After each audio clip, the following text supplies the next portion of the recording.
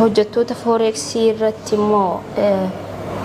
surprise hagana ga'u naa qopheessuu keessaniif illee hedduu galatoomaadha. Maal jee akka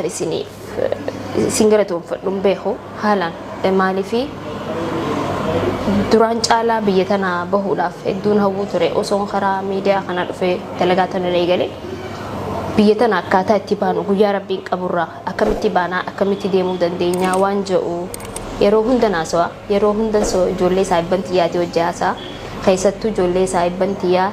mana keessa wajji galu biyyatti illee wajjiin ganda amma garuu ifaan miidiyaa kanarra eegalee